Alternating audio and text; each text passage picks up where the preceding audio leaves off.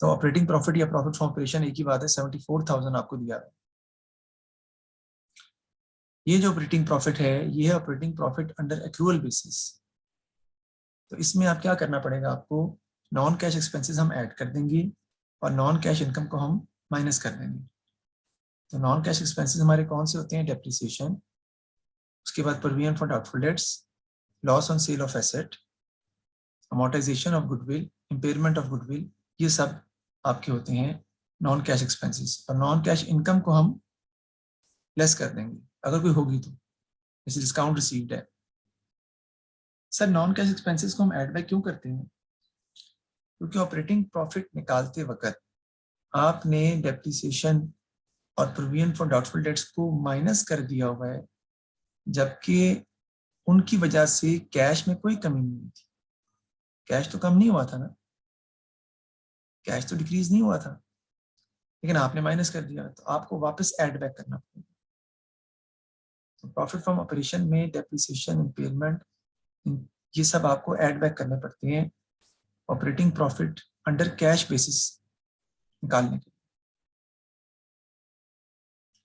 इसके अंदर फिर हम, मैंने बताया था इन्वेंट्रीज जो वर्किंग कैपिटल चेंजेस हैं वो करते हैं।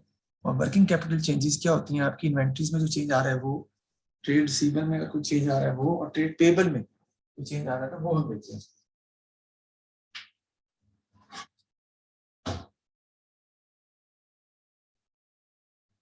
अब हम गौर करते हैं कि ट्रेड रिसीवेबल में जो चेंज आता है या इन्वेंट्रीज में जो चेंज आता है उसको कैसे डिस्कस करते हैं। मैंने कल बताया था कि अगर आपकी इन्वेंट्री इंक्रीज कर रही है, यानी ओपनिंग और क्लोजिंग इन्वेंट्री डिफरेंस आ रहा है,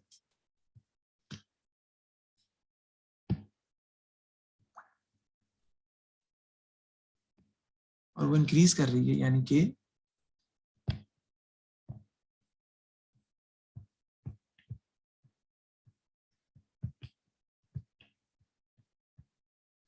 ओपनिंग इन्वेंट्री आपकी दी हुई है 1000 और क्लोजिंग इन्वेंट्री आपकी होगी 1500, इसका मतलब आपकी इन्वेंट्री इंक्रीज कर गई है। इंक्रीज इन इन्वेंट्री का मतलब है कि आपने इन्वेंट्री खरीदी है। जब इन्वेंट्री परचेज करेंगे तो कैश आउटफ्लो होगा, इसलिए इंक्रीज इन इन्वेंट्री को हम क्या कर देते हैं, कैश फ्लो में से माइनस कर देते हैं। इंक्रीज इन इन्वेंट्रीज देखिए लिखा हुआ है, और ये नेगेटिव का साइन लिखा हुआ है 30,000 से, ये माइनस हो रहा है। इसी तरह डिक्रीज इन इन्वेंट्री में क्या होगा, ऐड होगा जी 2000 की, और अब आपकी होगी 500 की। इन्वेंट्री डिक्रीज हो रही है, इसका मतलब इन्वेंट्री आप सेल कर रहे हैं, उसकी एंट्री क्या होगी, कैश टू इन्वेंट्री। आपके कैश फ्लो में आप इन्वेंट्री को कैश फ्लो में डिक्रीज इन इन्वेंट्री को ऐड बैक कर देंगे, यानी कैश फ्लो में ऐड कर देंगे, और ये सब ऑपरेटिंग एक्टिविटीज का के अंदर आएगा। ऑपरेटिंग एक्टिविटीज क्या होती हैं, वो सारी आइटम्स, वो सारा पैसा जो कारोबार को चलाने में इस्तेमाल होता है, जिसमें इनकम स्टेटमेंट की हर आइटम आता है, और करंट एसेट्स और करंट लायबिलिटीज भी आती हैं, क्योंकि वो कारोबार में पैसा लगा होता है तो कारोबार को चलाने में काम आता है। कारोबारी जो प्रॉफिट जनरेट करने में चीजें इस्तेमाल होती हैं वो ऑपरेटिंग एक्टिविटीज में आती हैं। तो इससे आगे देखते हैं हम कि और क्या चीजें होंगी।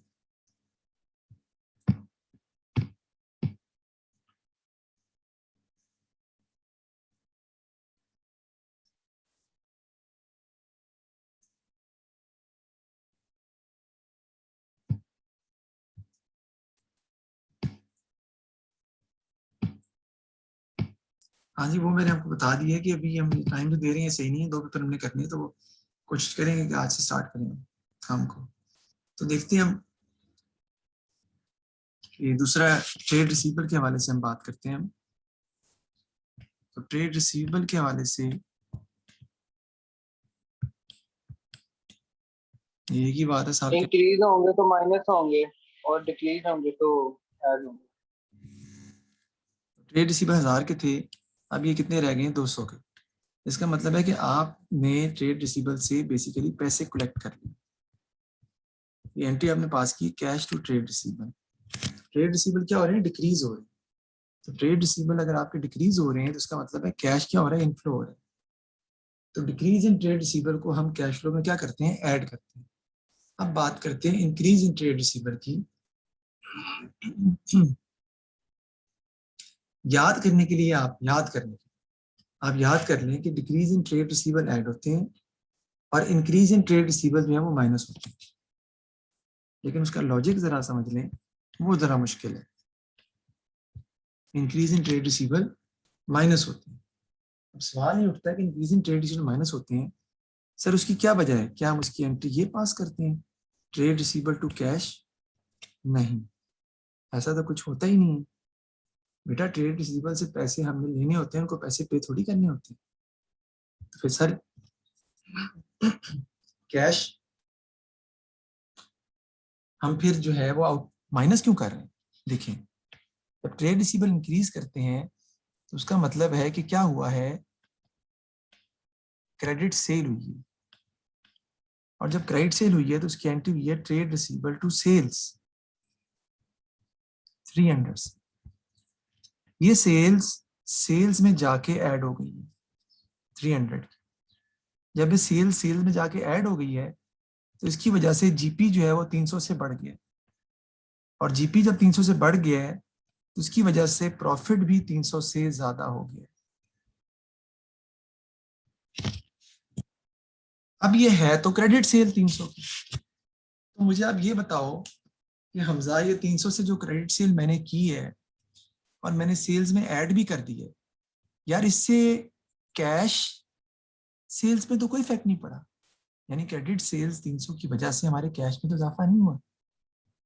जब कैश में इजाफा नहीं हुआ और फिर भी आपने सेल्स में ऐड कर दी है तो उसकी वजह से आपका ग्रॉस प्रॉफिट 300 से बढ़ जाएगा, जबकि आपको वो कैश नहीं आया। आपका ऑपरेटिंग प्रॉफिट या नेट प्रॉफिट भी 300 से बढ़ जाएगा, जबकि आपका वो कैश आपको मिला ही नहीं, वो तो क्रेडिट पे बेचा है, वो आपको माइनस करना पड़ेगा। इसलिए इंक्रीज इन ट्रेड रिसीवेबल क्या होता है, लेस होता है, बिकॉज ऑफ दिस प्रोसीजर। ये बात समझने के लिए तो आपको समझ आ गई है, लेकिन ये आपको इस तरह याद नहीं रही। याद रखने के लिए आप यही समझें कि डिक्रीज इन ट्रेड रिसीवेबल, क्योंकि कैश इनफ्लो का बास बनता है, पैसे आपको मिलते हैं, वो उससे कैश इनफ्लो होगा, वो ऐड करेंगे, और increase in trade receivable minus करेंगे, याद रखने के लिए। लेकिन इंक्रीज इन ट्रेड रिसीवेबल इसलिए माइनस नहीं होता कि आपके पास से कैश जा रहा है, कैश कहीं नहीं जा रहा। इंक्रीज इन ट्रेड रिसीवेबल का मतलब है कि आपने चीजें उधार पे बेची हैं। जब आपने चीजें उधार पे बेची हैं तो उसका मतलब है क्रेडिट सेल्स हुई है, और ये क्रेडिट सेल्स की अमाउंट आपने सेल्स में ऐड भी कर दी है। अब आपने अमाउंट सेल्स में ऐड कर दी है गलती से, क्योंकि कैश की सूरत में तो सेल्स आती ही नहीं है। लेकिन आपको पता है कि जब सेल्स आप लिखते हैं इनकम स्टेटमेंट में, तो उसमें कैश सेल्स भी लिखते हैं और क्रेडिट सेल्स भी लिखते हैं, तो सेल्स आपने ऐड तो करनी है, और आपने कर भी नहीं है,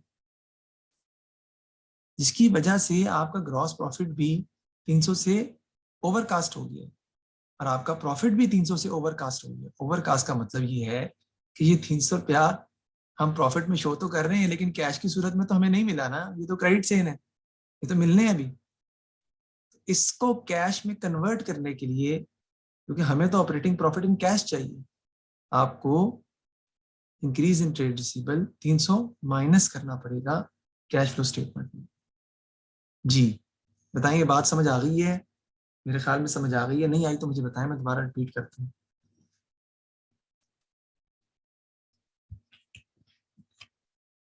ओके है?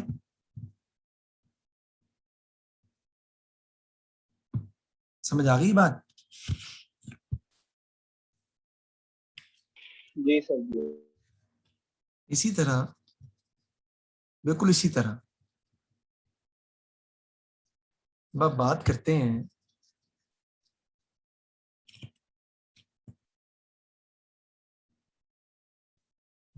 क्यों चैट फेल करते हैं। अच्छा जी, इसी तरह जब आप बात करते हैं ट्रेड पेबल की, तो ट्रेड पेबल 500 के थे साल के शुरू में, और साल के एंड में वो हो गए 300 के।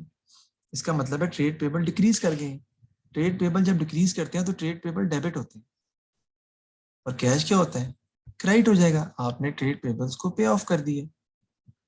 इसका मतलब है डिक्रीज इन ट्रेड पेबल हम क्या करते हैं, माइनस करते हैं।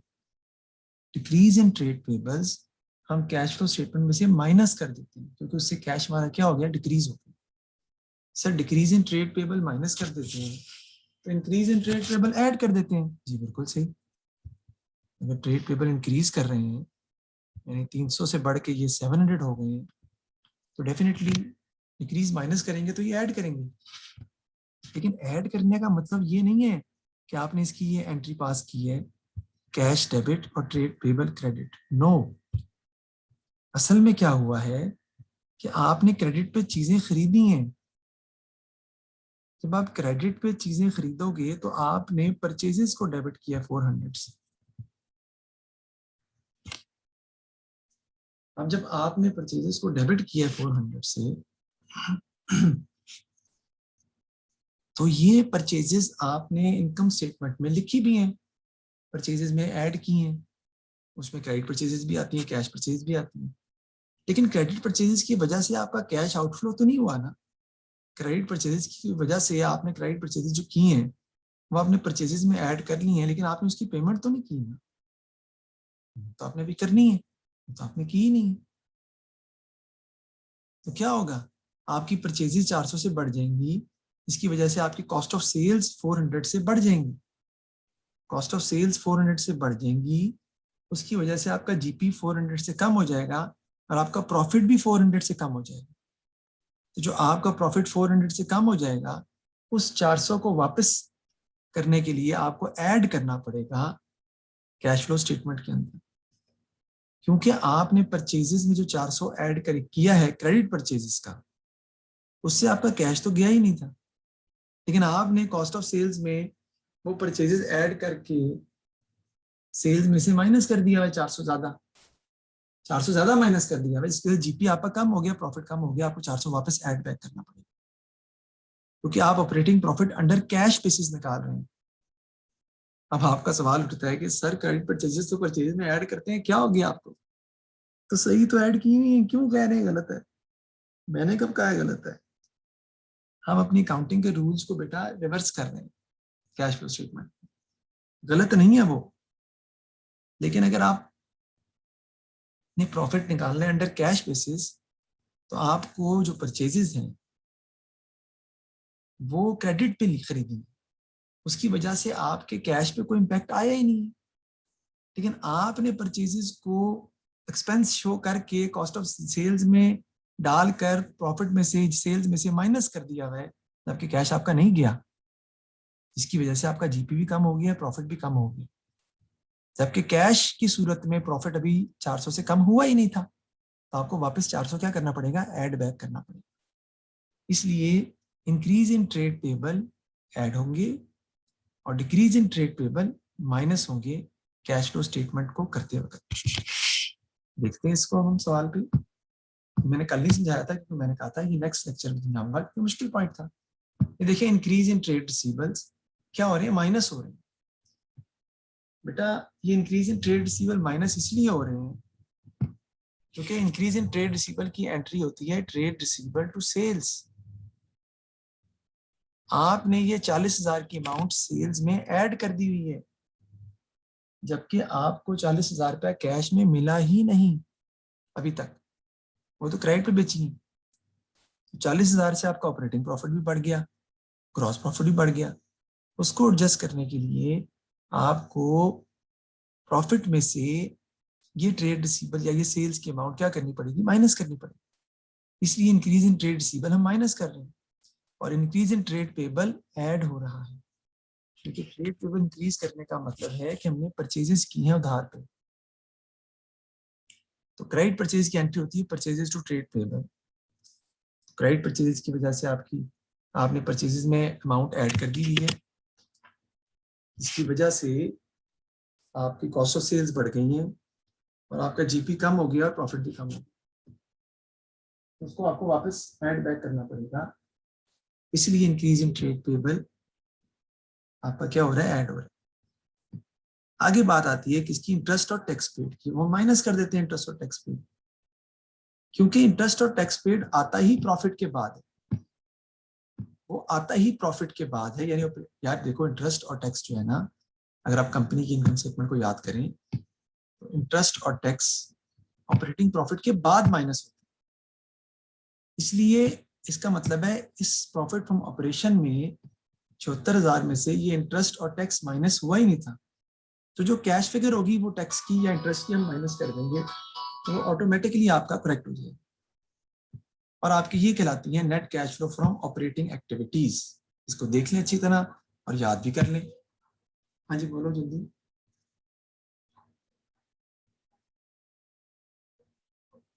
हाँ जी वो मैं गाड़ी पर आ रहा हूँ, तो चाय की पत्ती को निकाल दो, निकाल और 60 रुपए का निकाल दो, चाय की पत्ती को निकाल दो।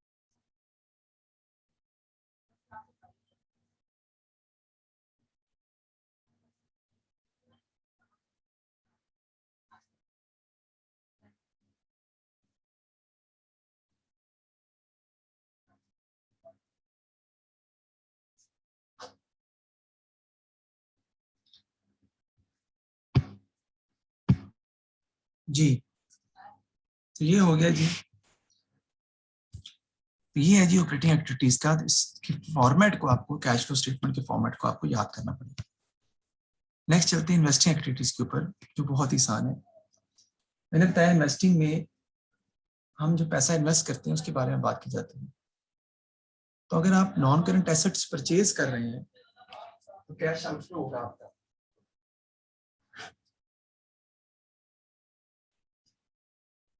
अगर हम नॉन करंट एसेट्स परचेज कर रहे हैं तो आपका कैश आउटफ्लो होगा। सर वो कैसे? और ना करो यार, building purchase for cash, entry क्या होगी? Building debit, cash credit. तो purchase of non current asset will always result in cash outflow, तो वो it will be written as a negative figure in cash flow statement, क्योंकि cash आपका कम हो रहा है। इनकम अगर आप सेल करेंगे नॉन करंट एसेट, वो भी इसी में ही आएगा, इन्वेस्टिंग एक्टिविटी में ही आएगा। ऐसे फर्नीचर मैंने सेल किया है कैश पे, उसकी एंट्री क्या होगी? कैश डेबिट और फर्नीचर क्रेडिट। तो कैश डेबिट हो रहा है बिकॉज ऑफ फर्नीचर, तो ये कैश इनफ्लो हो रहा है, ये आपका एड बैक हो जाएगा, यानी आप कैश फ्लो स्टेटमेंट में ऐड कर देंगे। लेकिन ऐड करेंगे किसमें? इन्वेस्टिंग एक्टिविटीज के हेड में। फिर इनकम फ्रॉम इन्वेस्टमेंट है, अगर आपने किसी और बिजनेस में पैसे इन्वेस्ट किए हैं, अपने बिजनेस में तो किए हुए हैं, उसके अलावा किसी और बिजनेस में पैसे इन्वेस्ट किए, तो वहां से जो इनकम आ रही है वो भी कैश इनफ्लो है इन्वेस्टिंग का। आप ये भी कह सकते हो कि आपने किसी और कंपनी के शेयर परचेज किए हैं, तो डिविडेंड जो रिसीव हो रहा है उस पर, वो इन्वेस्टिंग एक्टिविटीज में ही आएगा। Dividend received, interest received investing activities में ही आएगा। वो क्यों सर? मैं बता देता हूँ। मैंने 10 लाख रुपया अपने बिजनेस में से निकाल कर बैंक में जमा करा दिया, डिपॉजिट करवा दिया। अब उस पर जो मुझे इंटरेस्ट मिल रहा है, वो इंटरेस्ट ऑन डिपॉजिट है, वो मेरी इनकम है, and that is the income from investment, क्योंकि मैंने वो पैसे बैंक में इन्वेस्ट किए हुए, जमा करवाए हैं। तो वो इन्वेस्टिंग एक्टिविटीज की वजह से ही पैसे इंक्रीज हो रहे हैं ना मेरे। तो वो आप इनफ्लो के तौर पर लिख देंगे, और जो रिजल्टेंट फिगर आएगी वो आपकी आ जाएगी cash flow from investing activities, और ये है cash flow from operating activities. फिर आती है cash flow from financing activities. इसमें कौन सी चीजें आती हैं? इक्विटी सेक्शन की चीजें या लॉन्ग टर्म लाइबिलिटीज। जैसे कि आपने बैंक से लोन लिया है बेटा, अगर आप बैंक से लोन लेंगे तो आपका कैश इनफ्लो होगा, बैंक डेबिट होगा, लोन क्रेडिट होगा। कैश इनफ्लो होगा तो फाइनेंसिंग एक्टिविटीज में बैंक लोन आ जाएगा, ऐड हो जाएगा, क्योंकि पैसे आ रहे हैं उससे। और repayment of bank loan minus हो जाएगा क्योंकि उससे पैसे जा रहे हैं आपके। इसी तरह शेयर इशू करेंगे अगर आप, चाहे वो प्रेफरेंस शेयर्स हो या ऑर्डिनरी शेयर्स हो, उससे आपका कैश इनफ्लो होगा क्योंकि पैसे आएंगे तो आपका कैश इनफ्लो होगा। जारी बात है आप यहाँ पर क्या करेंगे, ऐड करेंगे इसमें, और डिविडेंड आप पे करेंगे चाहे प्रेफरेंस हो चाहे ऑर्डिनरी हो, वो माइनस हो जाएगा क्योंकि उससे आपके पैसे क्या हो रहे हैं, फाइनेंशियल एक्टिविटीज में पैसे क्या हो रहे हैं, कम हो रहे हैं। सर डिविडेंड पेड एक्सपेंस नहीं है। क्या हम डिविडेंड को प्रॉफिट में लिखते हैं? क्या हम डिविडेंड को इनकम स्टेटमेंट में लिखते हैं? हम डिविडेंड को statement of changes in equity में लिखते हैं, रिटेन्ड अर्निंग में से माइनस करते हैं, वो इक्विटी का हिस्सा ही होता है। तो फाइनेंसिंग की वजह से ही आपको डिविडेंड पे करना पड़ रहा है, तो फाइनेंसिंग में आएगा डिविडेंड पे, लेकिन नेगेटिव आउटफ्लो है ना कैश का, तो माइनस हो जाएगा। अच्छा जी बेटा, जब शेयर इशू करते हैं तो उसकी एंट्री हम क्या पास करते हैं? अगर मैं प्रीमियम पे शेयर इशू करूं, एंट्री क्या होगी, bank to share capital to share premium. Bank आ जाएगा 1 लाख से, सपोज करें शेयर कैपिटल 80,000 से है और प्रीमियम है आपका 20,000। तो आप में से कोई भी मुझे ये बता सकता है कि ये जो मैंने शेयर इशू किए हैं, मैं कैश इनफ्लो में कितनी अमाउंट लिखूंगा, कितनी अमाउंट फाइनेंसिंग एक्टिविटीज में कैश इनफ्लो के नाम से ऐड होगी?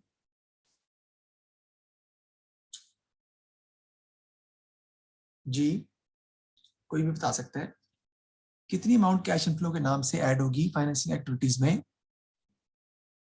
Proceeds from issue of ordinary shares, proceeds from issue of preference shares, cash received on issuance of shares, कितनी अमाउंट ऐड होगी इस एंट्री के हिसाब से, बताएं।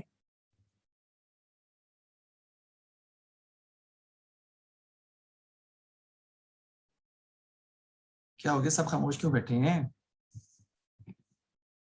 आई want you to answer this question. बताएं मुझे कि कितनी अमाउंट क्या हो गया सर, क्या हुआ? हम ऐड करेंगे। 1 लाख की अमाउंट, 1 लाख,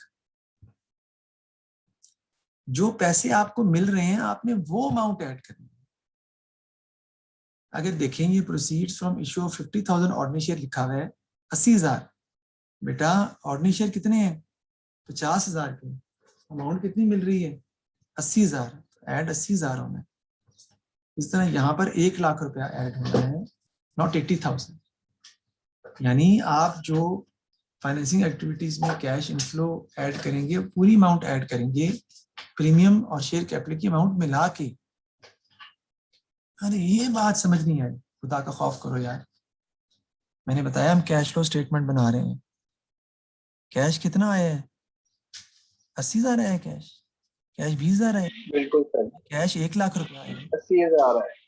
1 लाख आया है।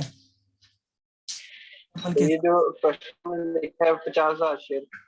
अगर हम इसकी बात करें जो क्वेश्चन में है, तो उसकी एंट्री क्या बनेगी, मैं करके दिखाता हूं आपको।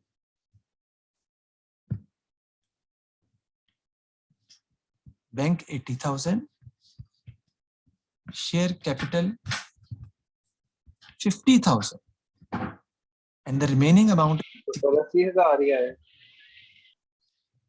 ये एंट्री बनेगी जो कि क्वेश्चन में लिखी हुई है, proceeds from issue of 50,000 shares. जितना कैश आ रहा है वो आपने लिखना। तो 80,000 ही है ना सर? जी जी, मेरे ख्याल ये बात आपको समझ आ गई है।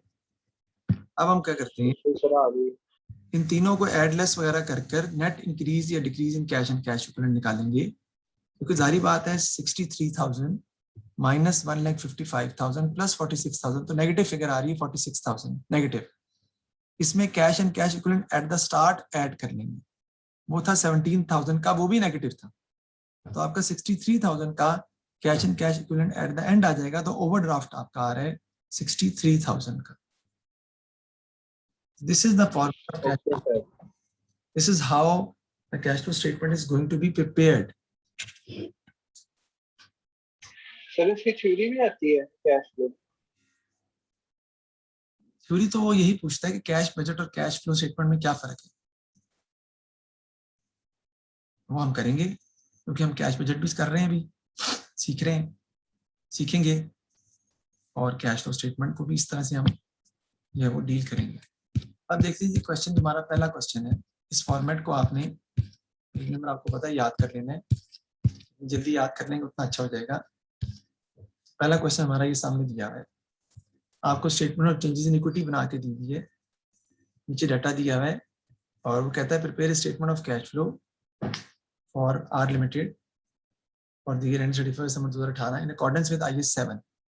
IAS 7 के तहत आपने बनानी है, और मैंने पहले बता दिया कि IAS 7 के अंदर ही बनती है कैश फ्लो स्टेटमेंट।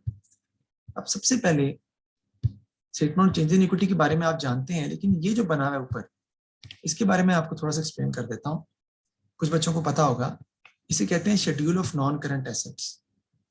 बेटा schedule of non current asset से डरने की जरूरत नहीं है आपको। Schedule of non current asset अगर कैश फ्लो स्टेटमेंट में बना के दिया हो तो उसका मतलब है आपका सवाल सबसे आसान है, सबसे आसान है। क्यों? क्योंकि इसमें सारी चीजें दी हुई हैं। देखिए ये है इक्विपमेंट का एसेट अकाउंट, ये है इक्विपमेंट का एसेट अकाउंट।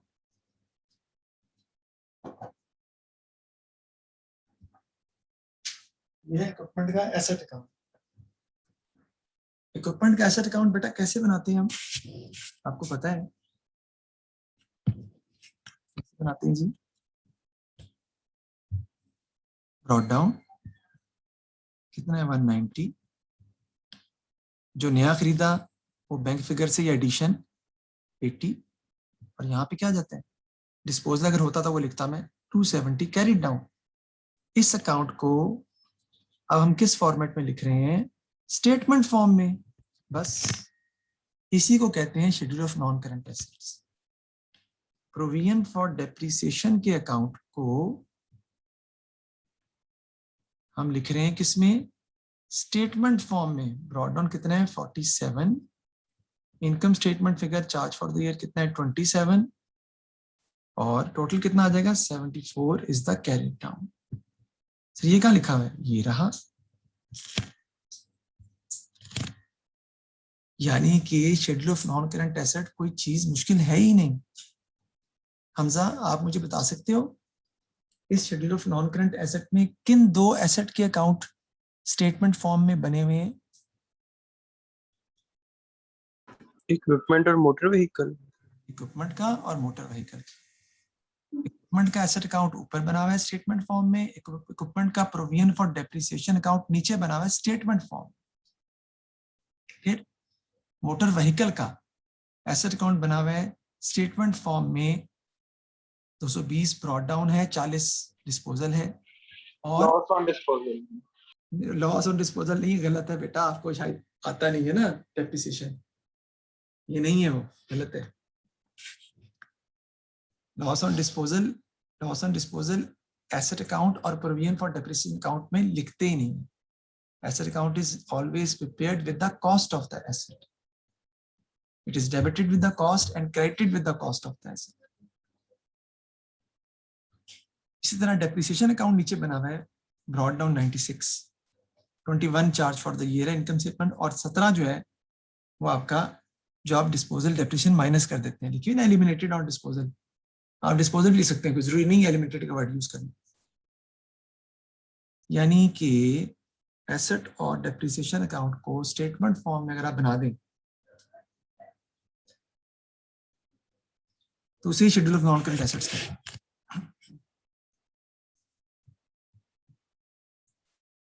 अब इसकी बनती है जी statement of changes in equity के बारे में हम बात करें, जो उसने क्वेश्चन में बनाकर दी हुई है। उसने क्वेश्चन में जो बना के हमें दी हुई है, देखें उसमें इश्यूएंस ऑफ शेयर हो रहे हैं प्रीमियम पे 120 के नहीं है, पैसे आएंगे वो 144 आएंगे, क्योंकि प्रीमियम मिला के आने पैसे, तो हमें तो बैंक फिगर चाहिए ना। ट्रांसफर हो रहे हैं रिटेन अर्निंग में, जनरल रिजर्व में ऑर्डिनरी डिविडेंड पे कर रहे हैं आप, प्रॉफिट फॉर द ईयर लिखा हुआ है, finance charges the interest cost 16 है, all had been paid by the year end, ठीक है, और proceeds from sale of motor vehicle were 30, और during the year trade receivable increased by 22 and trade payable decreased by 18,000. The net increase in cash and cash equivalent during the year was 3 times the amount of the overdraft at the start of the year. और वो कहता है कि आपने cash flow statement जो है वो बनाकर दिखानी है। तो कल इंशाल्लाह ताला इस क्वेश्चन को हम सॉल्व करेंगे। आप कैश फ्लो स्टेटमेंट के फॉर्मेट को अच्छे तरीके से याद करें, इसको देखें, ताकि कल हम जब इस क्वेश्चन को सॉल्व करें तो आपको सॉल्व करने में आसानी हो, मुश्किल पेश ना आए। क्योंकि जिस तरह इनकम स्टेटमेंट का फॉर्मेट है, जिस तरह स्टेटमेंट ऑफ फाइनेंशियल पोजीशन का फॉर्मेट है, इसी तरह कैश फ्लो स्टेटमेंट का भी एक फॉर्मेट है जो मैंने आपको बताया। इससे ज्यादा डिटेल में फॉर्मेट दिया हुआ है ऊपर, यानी कि जो मैंने क्वेश्चन के स्टार्ट में, ठीक है, इसको भी आप पढ़ सकते हैं एक दफा, लेकिन जो मैंने फॉर्मेट बताया है मेरे ख्याल है वो काफी है। अच्छा, इसमें हम एक्सपेंस इनकम का अकाउंट भी बनाएंगे, एक्सपेंस और इनकम का अकाउंट भी हमारा बनेगा। एक्सपेंस और इनकम अकाउंट जो हमारा बनेगा, आपको ये पता है एक्सपेंस अकाउंट जो बनाते हैं हम, आपको पता है कि वो कैसे बनता है। इधर होता है एक्रूड ब्रॉट डाउन, इधर एक्रूड कैरिड डाउन, इधर कैश फिगर आती है, इधर इनकम स्टेटमेंट फिगर आती है, इधर प्रीपेड ब्रॉट डाउन आता है, इधर प्रीपेड कैरिड डाउन आता है। कोई बच्चा बता सकता है इसमें से एक्सपेंस अकाउंट से हम कौन सी फिगर फाइंड करते थे, हम क्यों बनाते थे और क्या चीज निकालनी होती थी, हमने कौन सी फिगर फाइंड करते थे?